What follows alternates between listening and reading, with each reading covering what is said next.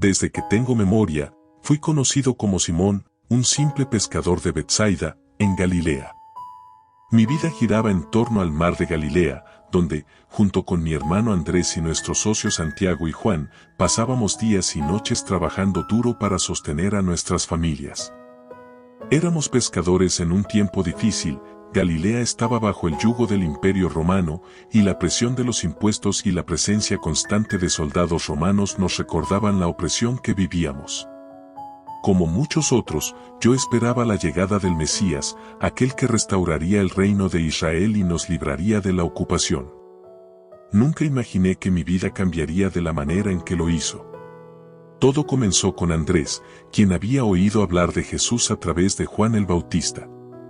Un día, Andrés me llevó a conocer a este hombre, y cuando Jesús me miró por primera vez, me dijo: «Tú eres Simón, hijo de Jonás. Desde ahora serás llamado Cefas». Cefas, en arameo, significa roca, o Pedro en griego.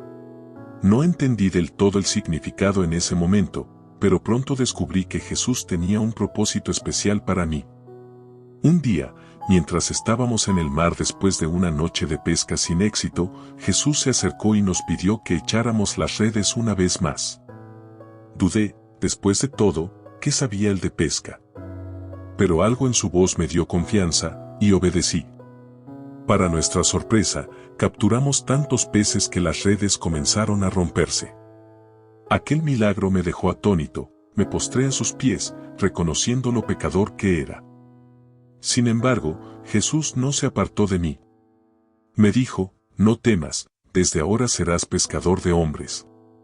Dejamos nuestras redes, nuestra vida, todo lo que conocíamos, y lo seguimos. Mi vida dio un giro radical desde el momento en que decidí seguir a Jesús. Dejé mi pasado para emprender un camino que ni siquiera imaginaba. Él me veía de una forma en que yo nunca me había visto, y con su guía, comencé a entender el propósito de mi nuevo nombre. Me llamaba Roca, y aunque no siempre fui tan firme como él deseaba, Jesús me estaba moldeando para algo mucho mayor. Hubo un momento inolvidable durante una tormenta en el mar. Vi a Jesús caminando sobre el agua, y lleno de fe, le pedí que me permitiera ir hacia él.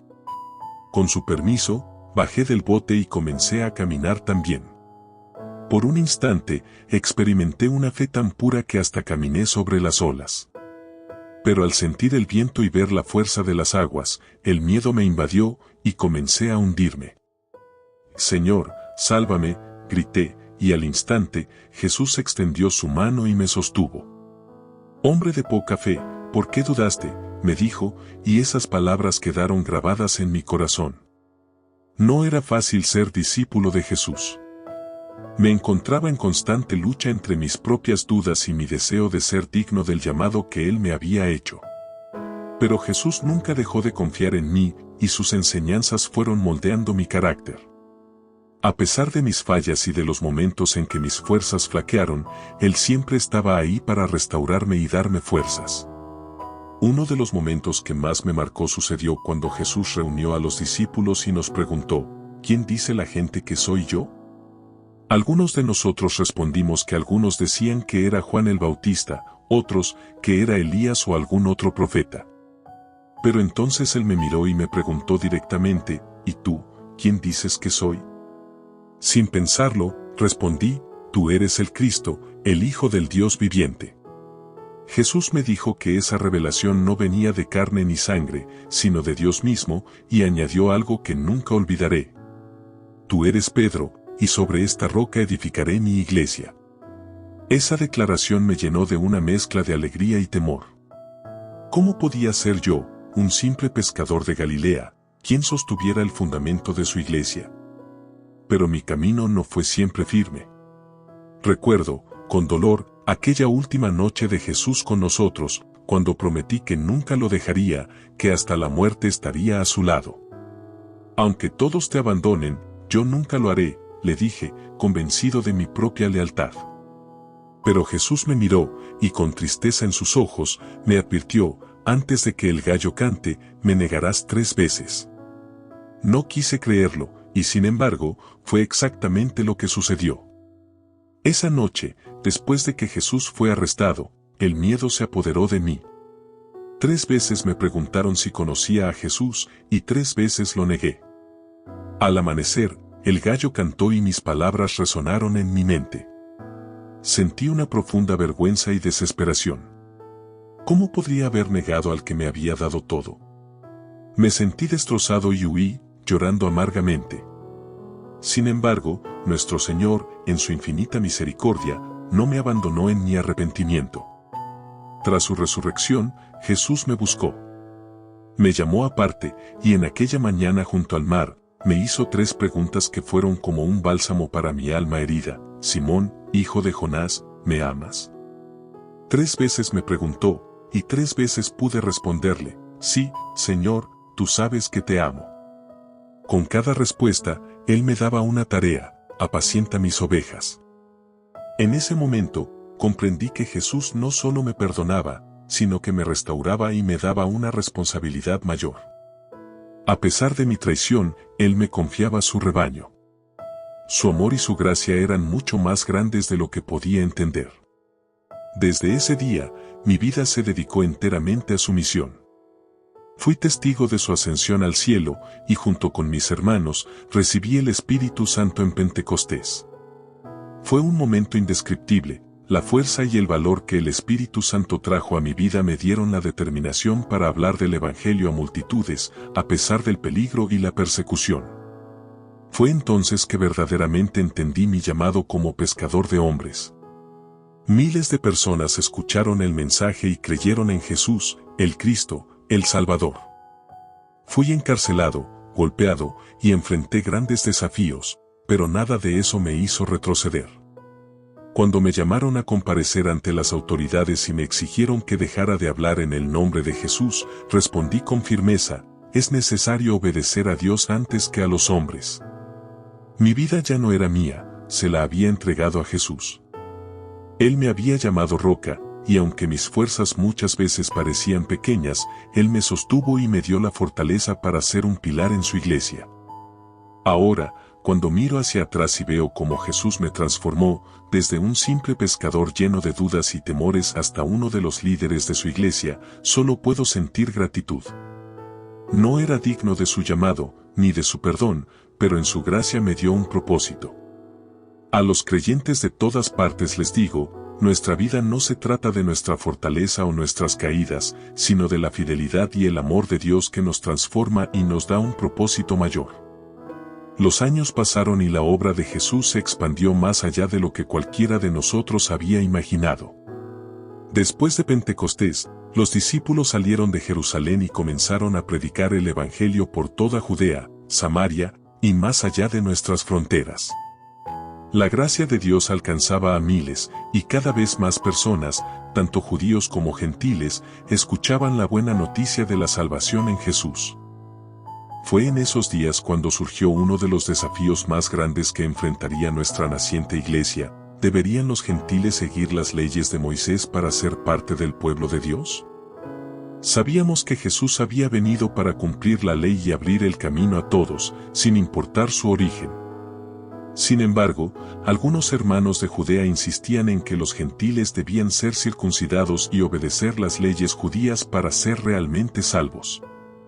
Esto generó una fuerte división en la iglesia, y yo mismo, junto a Pablo y Bernabé, fuimos llamados a Jerusalén para discutir el asunto con los otros apóstoles y los ancianos. Ese encuentro, que se conoce como el Concilio de Jerusalén, sería crucial para definir el futuro de la iglesia. Al llegar a Jerusalén, fuimos recibidos calurosamente por los hermanos. Pero la tensión se sentía en el aire. El tema de la circuncisión y la ley mosaica era muy delicado, y había diferentes opiniones entre nosotros. Aquel día, el concilio se reunió en una sala amplia y empezamos a debatir. Pablo y Bernabé hablaron primero, relatando cómo Dios había hecho maravillas entre los gentiles durante sus viajes misioneros, cómo los había recibido sin pedirles que siguieran nuestras tradiciones, y cómo el Espíritu Santo había descendido sobre ellos, sin distinción alguna. La emoción de sus palabras resonaba en mi corazón, pero algunos seguían preocupados, especialmente aquellos que habían sido fariseos antes de seguir a Jesús.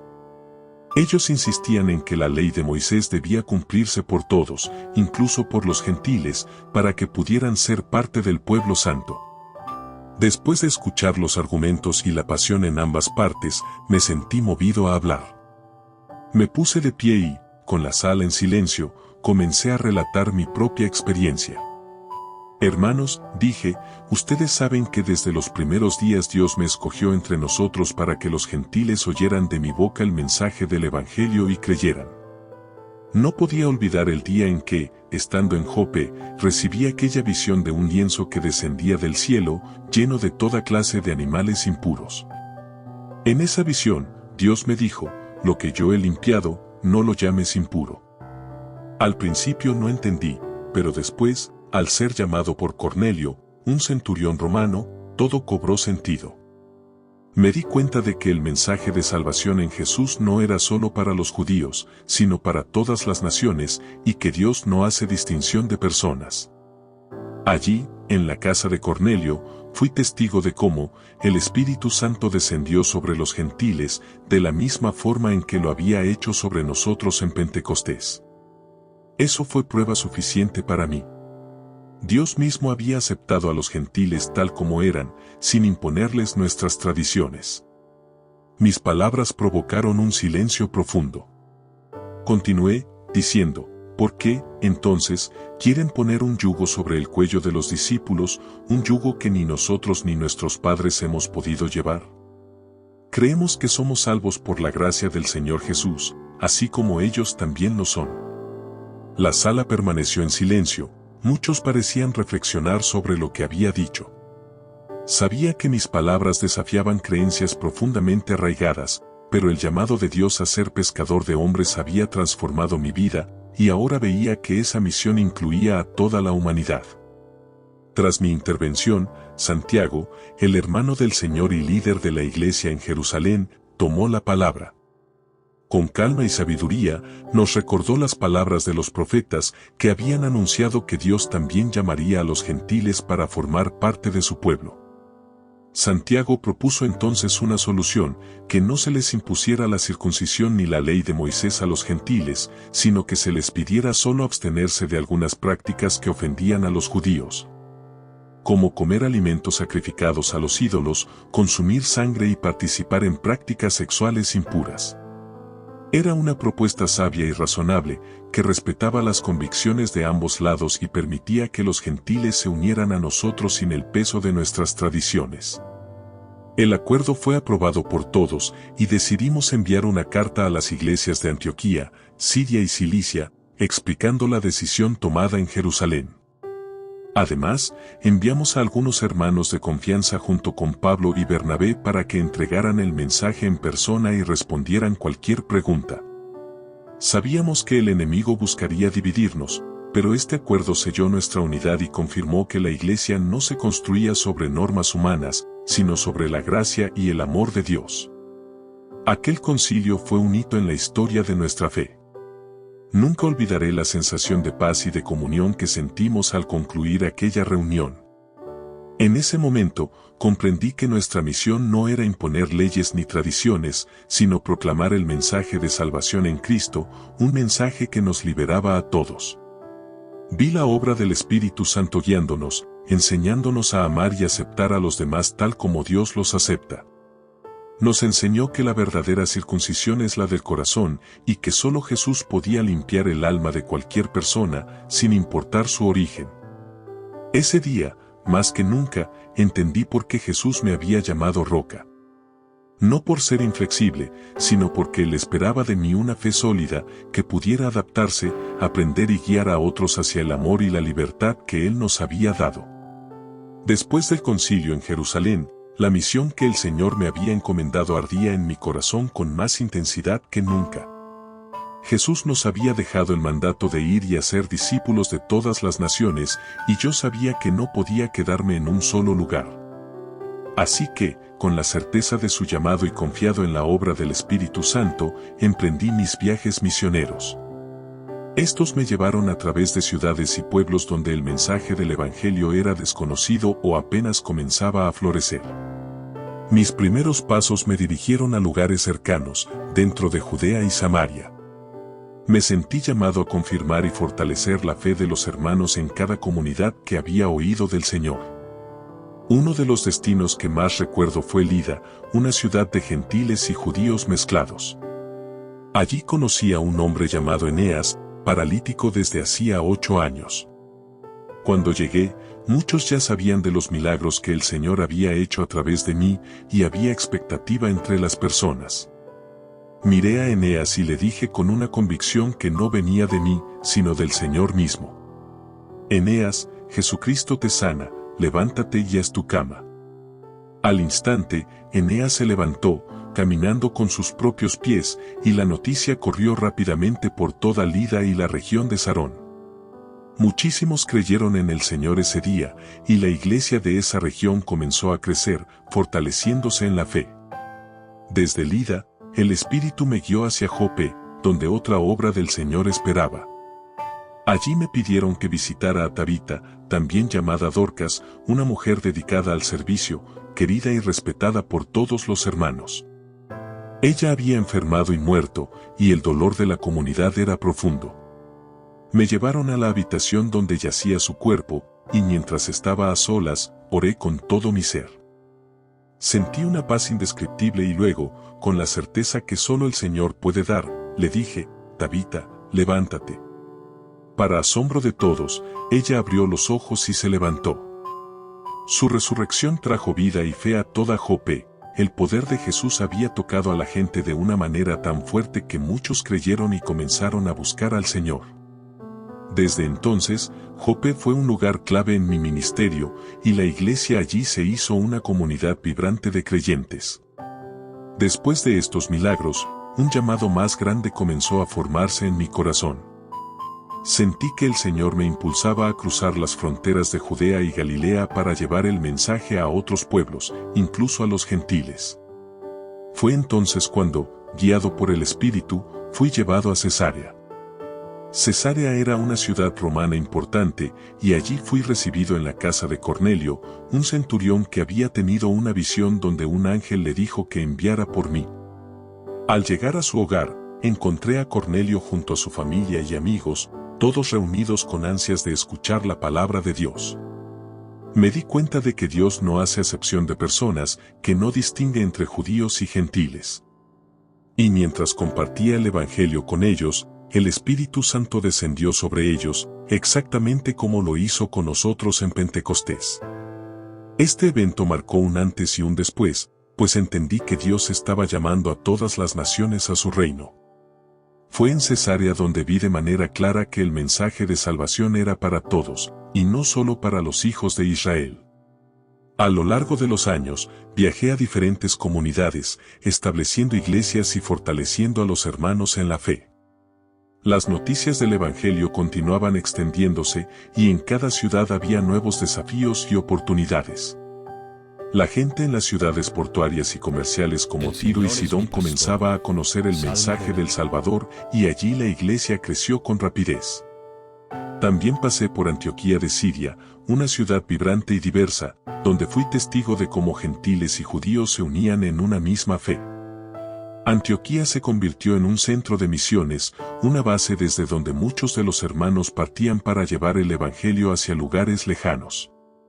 Más tarde, sentí un fuerte llamado a ir hacia Asia Menor, donde las comunidades cristianas comenzaban a surgir en medio de la persecución. Fue en ciudades como Efeso y Galacia donde los hermanos enfrentaban una presión constante para abandonar la fe, y yo veía en sus ojos la necesidad de fortaleza y ánimo.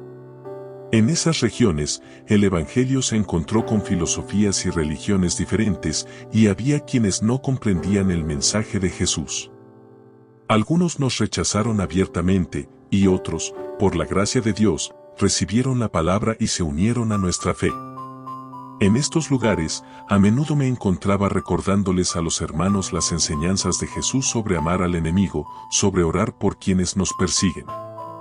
Ellos debían enfrentar la adversidad con la firmeza de la roca, sin perder la compasión ni la esperanza. En todas mis misiones, fui testigo del poder de Dios en medio de la debilidad humana. Cada ciudad tenía su propio carácter, sus propias costumbres y problemas, pero en cada una sentí la presencia de Cristo a mi lado. Fui encarcelado en varias ocasiones, acusado de blasfemia y desobediencia a las autoridades, pero incluso en las prisiones pude ver la obra de Dios. Recuerdo particularmente una ocasión en una prisión de Asia Menor. Allí conocí a otros prisioneros, hombres endurecidos por la vida y por el pecado. Pero al compartir con ellos el Evangelio, vi cómo las cadenas espirituales se rompían, algunos de ellos se convirtieron en fieles seguidores del Señor. Mis viajes me llevaron finalmente a Roma, la capital del imperio. Roma era una ciudad enorme y poderosa, llena de esplendor, pero también de corrupción y idolatría. Sabía que el mensaje de Jesús necesitaba llegar al corazón de aquella ciudad. En Roma, encontré una comunidad de creyentes fuerte, pero también perseguida. Nos reuníamos en secreto, en casas o en las catacumbas, sabiendo que en cualquier momento podríamos ser arrestados. Era en esos encuentros ocultos donde el amor y la comunión de los hermanos se sentían más intensamente, compartíamos la cena del Señor y alentábamos a aquellos que eran débiles en la fe. Sabíamos que vivir por Cristo en Roma implicaba un precio alto, pero muchos estaban dispuestos a pagarlo.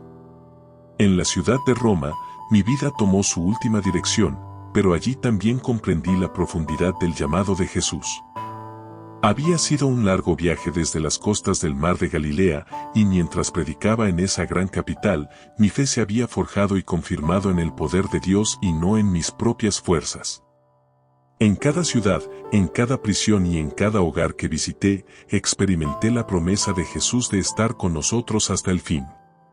Era mi privilegio anunciar su nombre y ser testigo de su amor transformador. Y aunque mi cuerpo se debilitaba, mi espíritu se fortalecía, confiando en que su obra, aquella que comenzó en los humildes pescadores de Galilea, continuaría extendiéndose hasta los confines de la tierra. Mis últimos días en Roma fueron un tiempo de reflexión profunda y de entrega total. Desde el primer momento en que puse pie en esta ciudad, supe que mi destino estaba en manos de Dios. Roma era majestuosa y poderosa, pero también oscura y peligrosa para quienes proclamábamos el nombre de Jesús. Las autoridades romanas veían en nosotros una amenaza al orden establecido, y el rechazo y la persecución hacia los cristianos aumentaban cada día.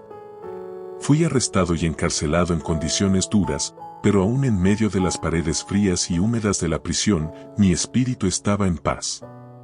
Sabía que había cumplido el propósito para el cual Jesús me había llamado. En aquellos días, a menudo recordaba sus palabras en la última cena: en el mundo tendréis aflicción, pero confiad, yo he vencido al mundo. Esa promesa me llenaba de esperanza, incluso cuando la muerte se acercaba.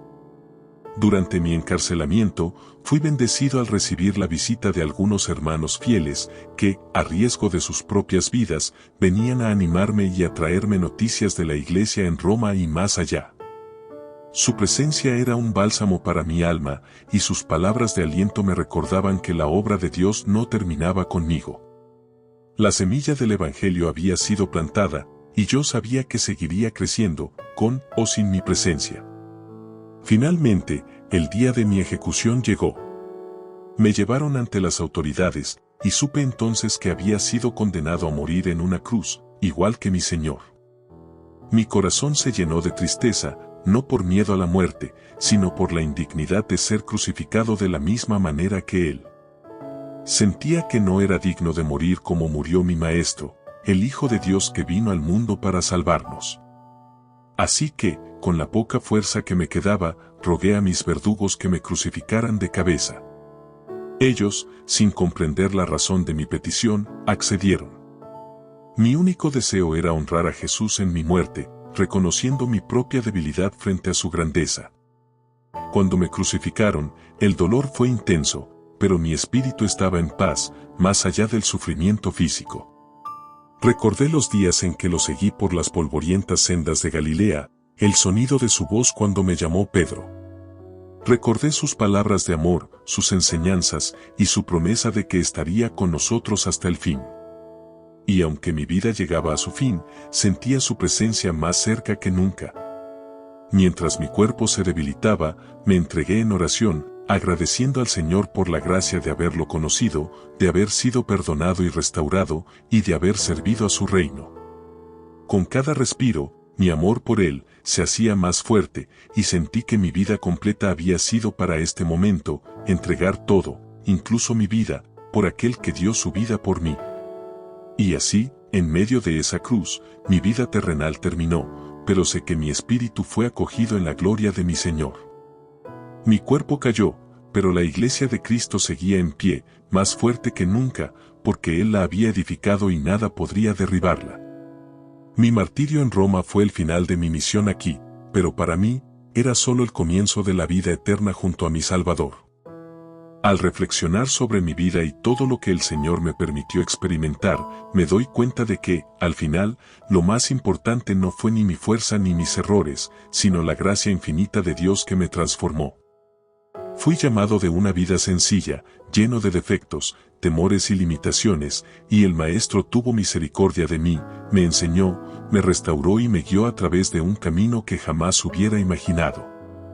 Su amor y perdón me sostuvieron y me hicieron parte de una misión que sigue viva, alcanzando corazones, transformando vidas y edificando su iglesia hasta el día de hoy. Te invito a que sigas el ejemplo de entrega y fe en el camino del Señor. Si Dios pudo hacer algo grande en la vida de un simple pescador como yo, imagina lo que puede hacer en la tuya. Él siempre está dispuesto a recibirnos, redimirnos y usarnos para su gloria. Si este video te ha inspirado o fortalecido tu fe, te invitamos a unirte a esta comunidad en Camino Cristiano. Suscríbete al canal, dale me gusta a este video y compártelo para que más personas puedan conocer y ser tocadas por el mensaje de Cristo.